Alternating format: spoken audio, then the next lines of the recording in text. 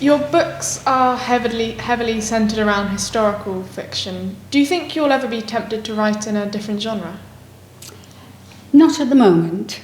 I'm completely absorbed by the history of Russia, the history of China, and the history of the whole of that area, the Far East. So at the moment, that's where my passion is. But who knows? You never say no. What might come in the future, I don't know. Have you travelled to broaden your knowledge of your settings? Yes, I've travelled certainly to Russia, a long way, over hundreds of miles across from Warsaw to Moscow to St. Petersburg. Wow. And it's an absolutely amazing country to travel through, quite astonishing. We think of it as a modern country now, but in fact the villages are still very third world. We saw villages without electricity where people washed in the streams still, they washed their clothes, saw the sheets in the streams. And it was quite an eye-opener because the major cities like St. Petersburg and Moscow are very, very modern. So when I was writing my book, I had to bear in mind the villages because that was the world that would have existed in the 30s. You live locally. Do you think this has an impact on your work at all? Not really, in that there's nothing to do with Russia or China down here. But the way it does impact is that life down here goes at a slower pace. It's not like the hectic world of living in a big city, and I think that is very conducive to helping one think about writing, about other worlds. That's why so many writers and artists and creative people live down here, which is actually very rewarding because you meet many others who are struggling with the same problems, trying to write novels, trying to get them published. And it's quite a community down here, quite an artistic community. Before you travelled extensively, did you find your perceptions of what you were going to write change dramatically? Wait, you mean when I travelled, did my perceptions change? Before you wrote your book, if you had an idea of what it was going to be like, did that change as you visited it?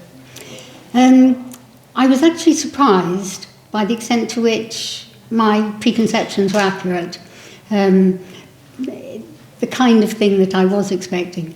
The book that I wrote, Under a Blood Red Sky, where it was a large part of the book is centred in a village in the Ural Mountains. And though I didn't actually go to the Ural Mountains, the villages I saw, they were dirtier than I was expecting. And so when I came home, I was about halfway through the book at that stage, I had to rough up my village and give it sort of scrap iron lying around and rusting and houses with peeling paint. And yeah, I did. It certainly made me make the villages perhaps in some ways more accessible. Okay. A lot of the subject matter is based on your mother's childhood. What made you want to write about this? It came as a big shock when I was in my 40s to discover from my mother that her mother was a White Russian. I had no idea up to that point. I had lived my whole life believing that I was English, and suddenly to be told that my mother was half Russian, it made me rethink myself, to reevaluate what I was and where I'd come from. And so I became quite passionate about reading about Russia. And when I'd learned so much about the country, I felt I had to make use of this. And also, it was almost as if by writing about the country, I was actually learning about myself as well, what I was, what these people were. And I felt a huge identity. And when I travelled to Russia, especially to St. Petersburg, where my grandmother came from, I just felt so at home. And whether that was a psychological thing, well, it obviously was, that I just loved it there. And it gave me a great inspiration. So it was really the fact, not just that I was interested in Russia, but that I felt I belonged there. And that's what gave me the passion to write the book, and they're quite thick books, so that passion has to be sustained over a long period to produce these books, and it just was almost as if I was exorcising my own doubts and fears and hopes, etc., for myself as I was writing these books about Russia.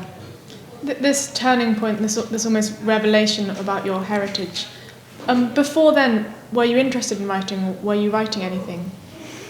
I did write some, but it was in a totally different world. I regard it as a sort of other life, that this is as if the writing I did before was just a preparation for what I'm doing now, which is totally consuming me at the moment, and which I love to do, and I love people's responses. I have a website, and so many people email me from all over the world, because the books are published all over the world, and I find it very touching, some of these comments. One in particular I remember from America. She said she had come out of an unhappy love affair and was totally disillusioned for many years, unwilling to risk loving again. And she read my book, The Russian Concubine, which is driven by this powerful love story. And she said it has made her believe in love again and open up her heart, be willing to go into another relationship, because she wants a relationship like the couple in my book had. And that kind of thing is very touching and extraordinary to think that I do reach out to these people through my books. Must be very rewarding. What a bit of an interesting question for you now. If you could be any character from history, who would you be? Oh, that's difficult. Very difficult. Got me on the hop there. I think, well, obviously it would have to be a female character.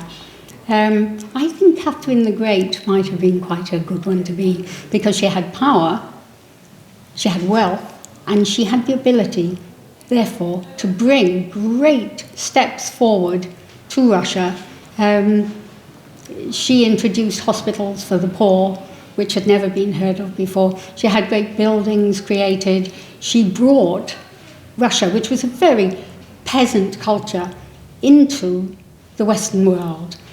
She is vastly underrated as a sort of character in history, but is hugely admirable, particularly rather like our own Elizabeth I, showing that a woman can rule a country and rule it with a strong fist, because Russia has always been ruled by whoever ruled its army, and she ruled its army with a strong fist, and yet reshaped the country, created it into a country that could be part of the Western world and come out of its sort of Middle Ages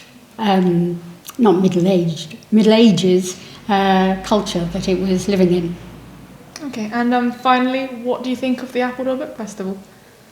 Oh, I think it's absolutely marvellous. I was thrilled to be asked to come here, partly because I had nostalgic reasons to come here. I used to come here 25 years ago with my sons, and my husband used to come here every spring for a holiday when I lived in Wiltshire. But now I live in South Devon. I'd heard about this festival because it's a relatively new one, obviously, and I was totally honoured to be asked to come here. And I have to say that the hospitality has been great. The facilities look great where I'm going to be talking, and I'm really looking forward to it. I've got a sense of the enthusiasm just walking here, and the enthusiasm of the people and for the festival is very rewarding for any writer. Okay, well, good luck in your talk later. Thank you very much indeed. Have a nice smile, Kate.